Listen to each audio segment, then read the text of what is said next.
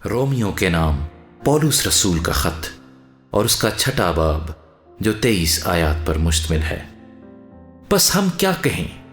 کیا گناہ کرتے رہیں تاکہ فضل زیادہ ہو؟ ہرگز نہیں۔ ہم جو گناہ کے اعتبار سے مر گئے، کیوں کر اس میں آئندہ کو زندگی گزاریں؟ کیا تم نہیں جانتے کہ ہم جتنوں نے مسیح یسوع میں شامل ہونے کا بپتسمہ لیا تو اس کی موت میں شامل ہونے کا بپتسمہ لیا؟ پس موت میں شامل ہونے کے بپتسمے کے وسیلے سے ہم اس کے ساتھ دفن ہوئے، تاکہ جس طرح مسیح باپ کے جلال کے وسیلے سے مردوں میں سے جلایا گیا، اسی طرح ہم بھی نئی زندگی میں چلیں۔ کیونکہ جب ہم اس کی موت کی مشابہت سے اس کے ساتھ پیوستہ ہو گئے تو بے شک اس کے جی اٹھنے کی مشابہت سے بھی اس کے ساتھ پیوستہ ہوں گے۔ چنانچہ ہم جانتے ہیں کہ ہماری پرانی انسانیت اس کے ساتھ اس لیے مصلوب کی گئی کہ گناہ کا بدن بیکار ہو جائے، تاکہ ہم آگے کو گناہ کی غلامی میں نہ رہیں۔ کیونکہ جو موا وہ گناہ سے بری ہوا۔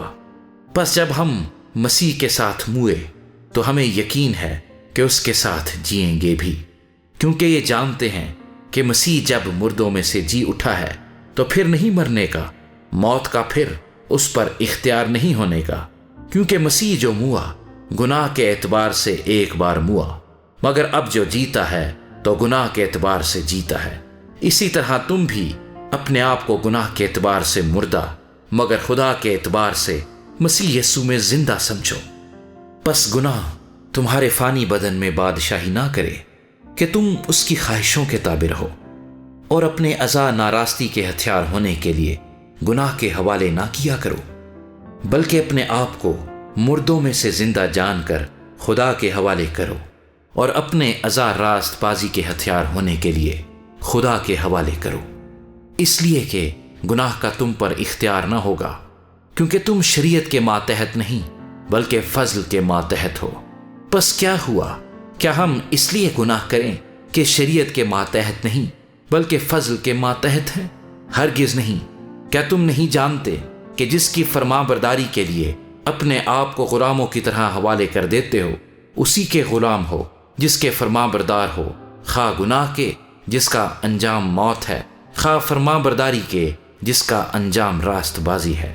لیکن خدا کا شکر ہے کہ اگرچہ تم گناہ کے غلام تھے تو بھی دل سے اس تعلیم کے فرما بردار ہو گئے جس کے سانچے میں تم ڈھالے گئے تھے، اور گناہ سے آزاد ہو کر راست بازی کے غلام ہو گئے۔